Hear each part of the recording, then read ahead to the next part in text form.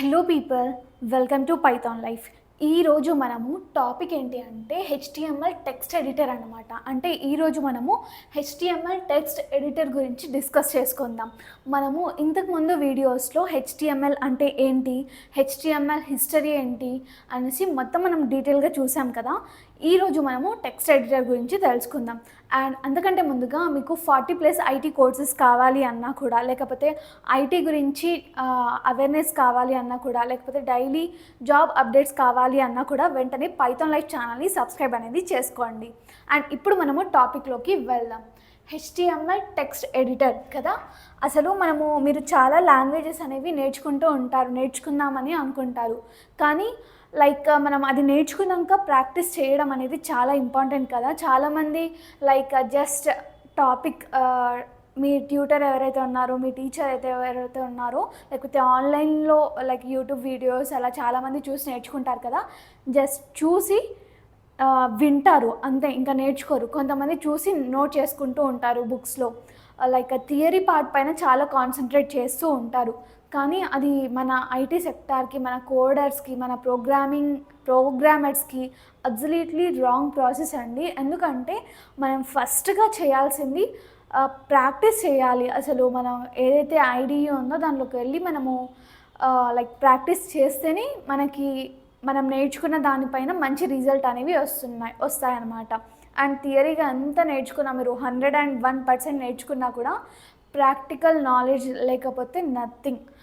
ప్రాక్టికల్గా డైలీ ఏం చెప్తున్నారో ప్రాక్టీస్ చేస్తే కనుక మనకి ఎక్కడ మిస్టేక్స్ చేస్తున్నారు, లేకపోతే మీరు ఏం పెడితే మీకు ఏం ఎర్రర్ వస్తుంది అనేది మీకు క్లారిటీ వస్తుంది. అసలు ఓవర్వ్యూ అనేది వస్తుంది ఒక సబ్జెక్ట్ పైన. సో మీరు ప్రాక్టీస్ అనేది నెససరీ. మరి మనం ఇప్పుడు హెచ్టిఎంఎల్ నేర్చుకునే ప్రాసెస్లో ఉన్నాం కదా.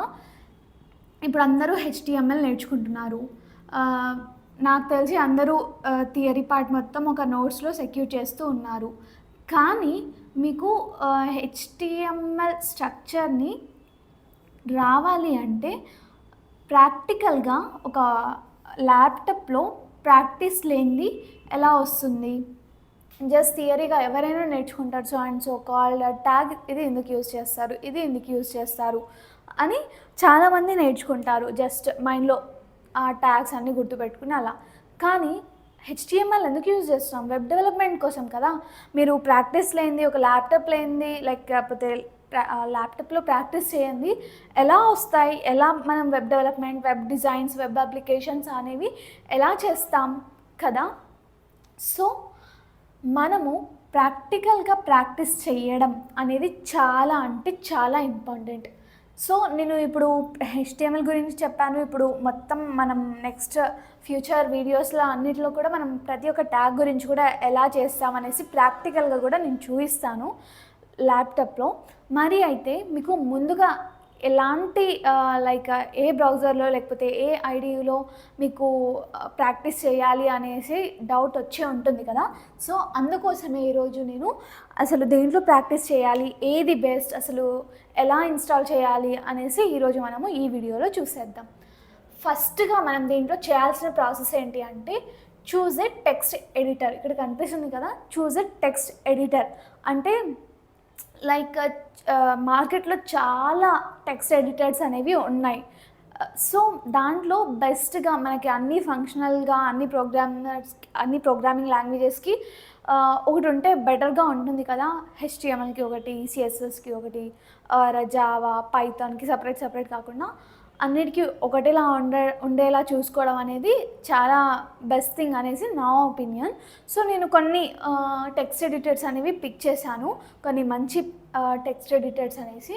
సో అవేంటో ఒక్కసారి చూసేద్దాం. ఫస్ట్గా వచ్చేసి విఎస్ కోడ్ అనేసి మీరు విన్నారో లేదో నాకు తెలీదు. కాకపోతే ఇది చాలా బెస్ట్ ఆప్షన్. మీరు ఏదైనా కానివ్వండి, Java, Python, whatever, HTML ఏదైనా సరే, విఎస్ కోడ్ అనేది చాలా best thing, best text editor అని చెప్పచ్చు. అండ్ సెకండ్ థింగ్ వచ్చేసి సబ్లైమ్ టెక్స్ట్, అండ్ తర్వాత వచ్చేసి Atom, and note pad, edit plus, note tab, text mate, brackets. ఇవన్నీ కూడా మనకి టెక్స్ట్ ఎడిటర్స్ అండి. మీరు ఒకసారి నోట్ కూడా చేసుకోవచ్చు. ఒకసారి VS code, Sublime text, Atom, note pad, edit plus, note tab, TextMate, brackets ఇవన్నీ కూడా మనకి లైక్ ఏ దానికైనా యూజ్ చేయొచ్చు. ఇక్కడ నోట్ ప్యాడ్ వచ్చేసి లైక్ జనరల్గా యూజ్ చేస్తూ ఉంటారు చాలామంది. కానీ లైక్ ప్రొఫెషనల్ వేలో అయితే మీకు మంచిగా అన్ని ప్రోగ్రామింగ్స్ రన్ చేయాలి బ్రౌజర్స్లో, మంచిగా మనకి ఫంక్షనాలిటీ మంచిగా ఉండాలి అని అనుకుంటే, యాక్సెసిబిలిటీ ఎవ్రీథింగ్ కూడా పర్ఫామ్ మంచిగా చేయాలి అంటే మనం విఎస్ కోడ్ సెలెక్ట్ చేసుకోవచ్చు. అండ్ నెక్స్ట్ థింగ్ వచ్చేసి ఆటమ్ సెలెక్ట్ చేసుకోవచ్చు. And TextMate, brackets, edit plus everything మంచిగానే ఉంటాయి. నేనైతే పర్సనల్లీ మీకు సజెస్ట్ చేసేది అంటే విఎస్ కోడ్ అనేది ఇన్స్టాల్ చేసుకోండి, ఆర్ ఆటమ్ కూడా చెప్పుకోవచ్చు. నేనైతే విఎస్ కోడే యూజ్ చేస్తున్నాను. సో ఇవి అండి మనకి టెక్స్ట్ ఎడిటర్స్ వచ్చేసి. అండ్ వీటిని మనము చూస్ చేసుకున్న తర్వాత నెక్స్ట్ ప్రాసెస్ ఏంటి అంటే ఇన్స్టాల్ చేసుకోవాలి అన్నమాట. మీరు ల్యాప్టాప్లో కానివ్వచ్చు, లేకపోతే మీ కాలేజ్ సిస్టమ్స్లో కానివ్వచ్చు. మీరు ఇలా ఏదైనా మీ పర్సనల్లీ చూస్ చేసుకుని ఇన్స్టాల్ అనేది చేసుకోవాలన్నమాట మీ ల్యాప్టాప్లో. ఇన్ కేస్ మీరు కాలేజ్లో యూజ్ చేస్తున్నట్టయితే కాలేజ్ సిస్టమ్స్ ఆల్రెడీ మీకు వాళ్ళ సిస్టమ్స్లో ఇన్స్టాల్ చేసే ఉంటారు. ఎందుకంటే ప్రీవియస్ ఇయర్ స్టూడెంట్స్ అందరూ యూజ్ చేస్తుంటారు కాబట్టి అక్కడ ఇన్స్టాల్ చేసే ప్రాసెస్ అయితే ఏముండదు. కాకపోతే మీ పర్సనల్ ల్యాప్టాప్లో అయితే మీతో కనుక లేనట్టయితే ఇన్స్టాల్ అనేది చేసుకోవాలి. ఎలా ఇన్స్టాల్ చేసుకోవాలి అంటే లైక్ జనరల్లీ మనం వెబ్ బ్రౌజర్స్ ఉంటాయి, క్రోమ్ ఇవన్నీ కూడా కదా, గూగుల్ అలాంటివి, వాటిలోకి వెళ్ళి విఎస్ కోడ్ అనేసి టైప్ చేస్తే చాలు. అక్కడ ఫస్ట్ లింక్ అనేది వస్తుంది కదా, వెళ్ళి అక్కడ ఇన్స్టాల్ అవ్వడానికి ఆప్షన్స్ ఎవ్రీథింగ్ కూడా కనిపిస్తుంటాయి. అక్కడికి వెళ్ళి మీకు నెక్స్ట్ ప్రాసెస్కి అదే లైక్ మనకు అర్థం అవుతుంది కదా నెక్స్ట్ ప్రాసెస్ ఏంటి అనేసి. ఇన్స్టాల్ పైన క్లిక్ చేసేసి ఇంకేమైనా టూల్స్ కావాలి అన్న కూడా అక్కడ క్లిక్ చేసుకోవాలి. అండ్ అప్డేటెడ్ వర్షన్ అనేది డౌన్లోడ్ అనేది ఇన్స్టాల్ అనేది చేసుకోవాలన్నమాట. అండ్ మీకు ఇన్ కేస్ విఎస్ కోడ్ ఎలా ఇన్స్టాల్ చేసుకోవాలి, పాత్ ఎలా సెట్ చేసుకోవాలి అంటే మన ఛానల్లోనే ఫుల్ వీడియో అసలు లైక్ స్క్రీన్ రికార్డింగ్ చేసి ఎలా ఇన్స్టాల్ చేయాలి అనేసి స్టెప్ బై స్టెప్ ప్రాసెస్ అనేది ఎక్స్ప్లెయిన్ చేశాము. ఒక్కసారి చూడండి అక్కడ. సో అక్కడ ఎవ్రీ స్టెప్ కూడా మీకు ఇన్స్టాల్ అయ్యి ఉంటుందన్నమాట. ఇన్స్టాల్ స్టెప్స్ అన్నీ కూడా చూపిస్తాం. హ్యాజ్ ఇట్ ఈజ్ ఆ వీడియోలో ఎలా ఉందో అలా, లేకపోతే ఇప్పుడు నేను చెప్పినట్టుగా ఏదో ఒకటి సెలెక్ట్ చేసుకుని మీరు అక్కడ మీకు ఆటోమేటిక్గా కనిపిస్తుంటుంది. లేకపోతే మీకు ఏమైనా ఇబ్బంది అవుతే కనుక ఆ వీడియోని అయితే మీరు చూసేయండి. ఇలా ఇన్స్టాల్ చేశాక అంత ప్రాసెస్ అయ్యాక HTML టూల్స్ ఎవ్రీథింగ్ కూడా ఇన్స్టాల్ చేశాక మీకు అయితే విఎస్ కోడ్ని యూజ్ చేయడానికి రెడీగా ఉంటుంది. అక్కడ మనము లైక్ మీరు HTML డైలీ చేస్తుంటారు కదా ప్రాక్టీస్ అనేది. సో అక్కడ మీరు లైక్ విఎస్ కోడ్ అనేది ఇలా మీకు ల్యాప్టాప్లో ఇలా విజిబుల్ అవుతుంది కదా. ఇక్కడ మీకు ఫైల్స్, ఫోల్డర్స్ ఇలా న్యూ అనేసి ఇక్కడ కనిపిస్తుంటుంది. సో మీరు ఒక కొత్త ఫోల్డర్ అనేది క్రియేట్ చేయండి HTML ప్రోగ్రామ్స్ కోసం. క్రియేట్ చేసేసి అక్కడ ఇంకా దాంట్లో ఫైల్స్ అనేది మీరు లైక్ ఫస్ట్ నేను ఏదైతే డైలీ టాపిక్స్ అనేవి చెప్తుంటాను కదా, సో అలా ఫస్ట్ డే ఒకటి చెప్తుంటాను. సపోజ్ హెడ్డింగ్ ట్యాగ్ చెప్పాను అనుకోండి, నెక్స్ట్ లైక్ ఇలానే యాంకర్ ట్యాగ్, ఏదో ఒక డైలీ ఒక ట్యాగ్ గురించి ఒక టాపిక్ గురించి అయితే డిస్కస్ చేస్తాను కదా. నేను డిస్కస్ చేసి అండ్ ప్రాక్టికల్గా కూడా మీకు రన్ చేసి అవుట్పుట్ అనేది చూపిస్తాను డైలీ. సో మీరు ఇక్కడ చూస్తారు కదా వీడియో, వెంటనే మీరు చేయాల్సిన పని ఏంటి అంటే విఎస్ కోడ్కి వెళ్ళేసి అక్కడ మీరు కొత్త ఫోల్డర్ క్రియేట్ చేసుకొని మీరు ఏదైతే లైక్ టాపిక్ డిస్కస్ చేస్తున్నారో దాన్ని రన్ చేయండి. నేను ఎలా చెప్తానో అలా, లేకపోతే నేను చెప్పిన టాపిక్ని లైక్ సింటాక్స్ని బట్టి మీరు ఓన్గా క్రియేట్ చేయొచ్చు. చాలా ఎక్స్ప్లోర్ చేద్దాం మనము.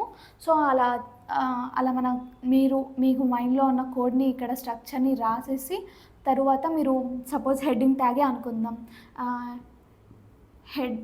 head.html అనేసి సేవ్ చేస్తామన్నమాట. తర్వాత రన్ని క్లిక్ చేస్తే సేవ్ చేసేసి మళ్ళీ ఇక్కడికి వస్తాం. ఇక్కడ రన్ బటన్ అనేది ఉంటుంది, లేకపోతే F5 క్లిక్ చేసినా కూడా మీకు రన్ అనేది అవుతుంది.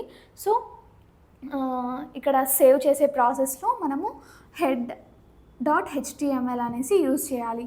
మనం బేసిక్గా జావా పైథాన్కి అయితే .py .java ఇలా రాస్తుంటాం కదా.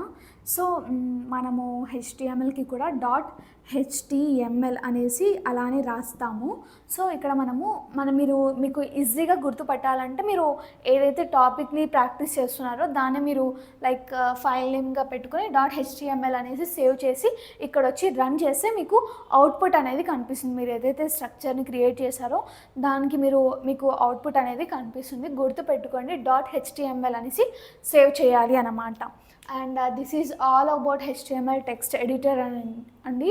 అండ్ మీరు ఏ టెక్స్ట్ ఎడిటర్ యూస్ చేస్తున్నారు లేదా నేను చెప్పిన దాంట్లో ఇప్పుడు యూస్ చేయబోతున్నారు కామెంట్ సెక్షన్లో మెన్షన్ చేసేయండి.